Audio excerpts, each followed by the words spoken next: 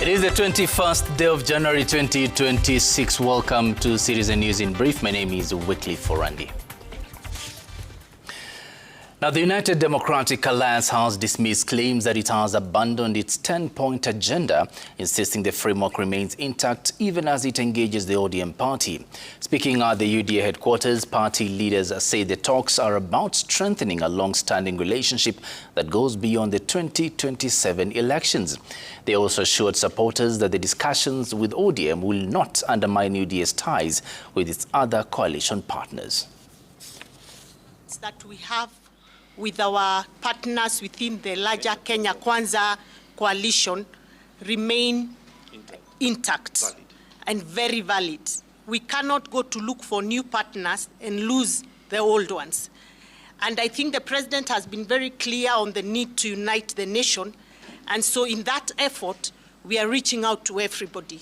Our engagements with our colleagues and brothers in ODM go beyond the 10-point agenda. As I mentioned, it is our intent to be an all-inclusive party and coalition that brings everybody on board and all Kenyans on board. And therefore, we look forward to working with ODM even into the next elections next year. That has given us the foundation, the place to start. But we believe that there is more that we can achieve if we build on that particular foundation. Therefore, it is not a separate arrangement. It is building on what already has been achieved on the 10-point agenda alongside other things. To the corridors of justice now, Kitutu Chache Member of Parliament Anthony Kibagendi has been arraigned before a Narok court to face assault charges. Appearing before Narok resident magistrate Esther Mwikali Mutuku, Kibagendi was charged with an offense of assaulting Esterico Omariba on the 27th of November last year within Kisii town, causing him bodily harm. The case had earlier on been filed at a Kisii court but was referred to another Narok court. The legislator was released on a cash bail of 100,000 shillings with the case set for hearing on the 2nd of March. There are no compelling reasons. Now, two children from the same family in Kijiwatanga, Kilifi County, are at risk of missing their grade 10 admission deadline due to lack of funds. Now, Lucy Mwalimu and her brother Stephen Mwalimu now face an uncertain future as the father who has been paying their fees was incarcerated. Lucy had been placed at Moi Forces Mombasa, while Stephen had been placed at St. George's Kaloleni. The siblings are now pleading for help from well-wishers to save their education dream before the admission window closes.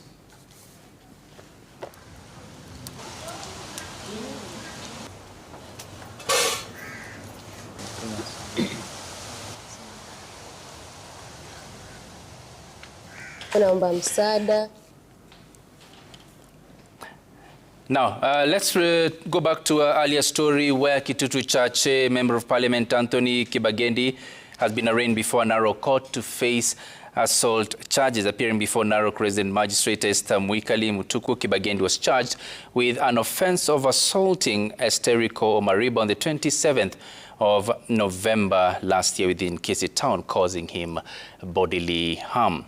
The case had earlier on been filed at a Kisii court but was referred to another Narok court. The legislator was released on a cash bail of 100,000 shillings with the case hearing set for the 2nd of March.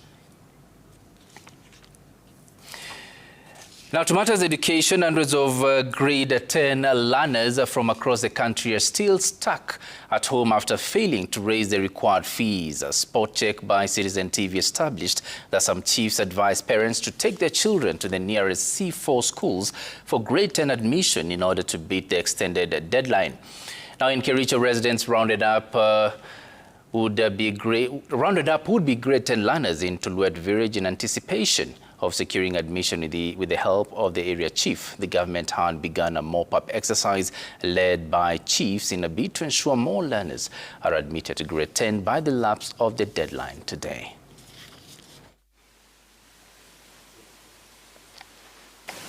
Si tulisoma tulifanya exams na hatuna pesa ya kuenda senior school. Tukitaka kwenda hakuna pesa, wazazi wetu wanahangaika sana. Tunajua kwamba leo ni siku ya mwisho ya kuenda shule na wanafunzi hawa waja ripoti. Tunaomba serikali kusaidia wanafunzi ili waweze kupata yale ambayo wanahitaji katika maisha yao. We have those who don't have the parents, they are orphans, and for now we have 3 who are needy. So we are asking if we have somebody who can help them to realize their dreams. The interviews for the 15 available positions of judges of the Court of Appeal being conducted by the Judicial Service Commission interviewing panel conclude today.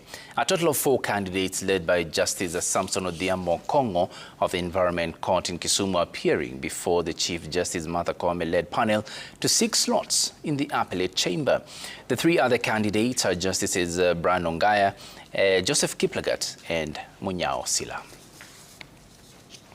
It is good for jurisprudence to be consistent and predictable, so that parties really know the position of the court. So that I think some people just go to file appeals, right? So if the Court of Appeal generates very consistent jurisprudence, there are people who will not approach it. They just know, I go to the Court of Appeal with this, it will be thrown out. So that is also a way of actually reducing the backlogs, Honorable CJ. Thank you. Thank you, Judge. President William Ruto has called on the young people to shun negativity and embrace a patriotic mentality in addressing national issues in order to move the country from the third world to a first world status. Speaking at State House, Nairobi today during the President's Award event, the head of state said the Kenyan youth remain the greatest asset in Kenya's transformation journey.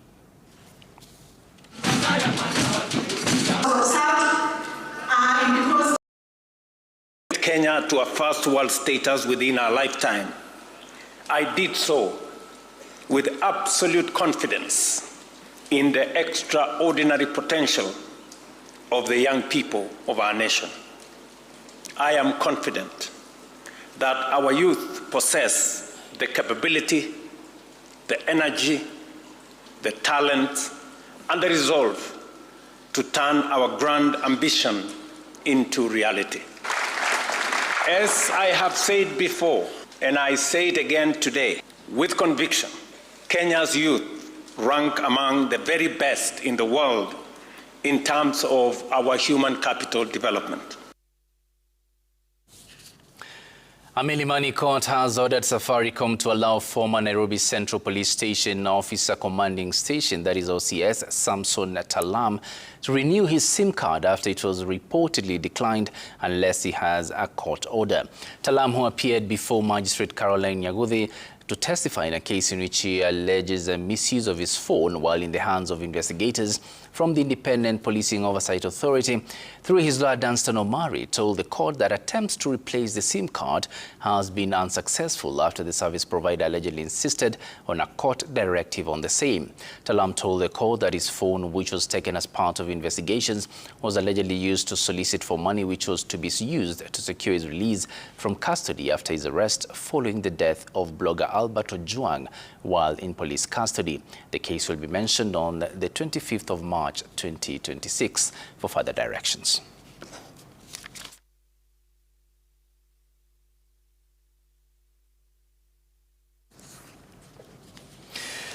Now, leaders from Tala in Machakos County have protested plans by the county government to convert a 3-acre land of Tala Dam into a bus park.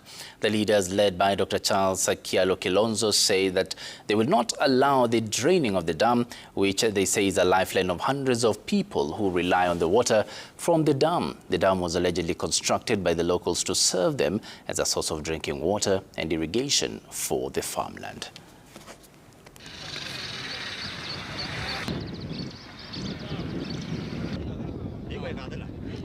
This dam has got water capacity of 3 acres, water capacity which can sustain Tala town.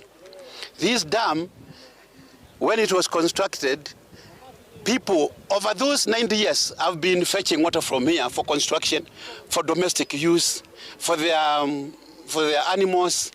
So when we hear the dam is going to be flattened for a bus stop, it is like erasing all the efforts of the people. Tunauliza hii dam, kwa vile hii ni major damu inayotumika hapa Tala na Matungulu yote kwa jumla.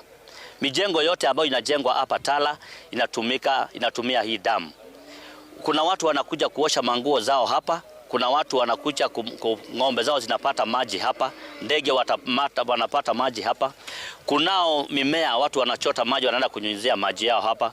Kwa hivyo tunaomba hii damu irisaviwe, iwekwe ndawa ikuwe safi.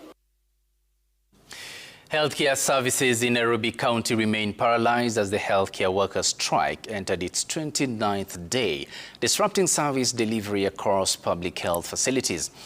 The Kenya Union of Clinical Officers, KUCO, says the prolonged industrial action has taken a heavy toll on all sectors of the country's the county's healthcare system, with patients continuing to bear the brunt of stalled negotiations.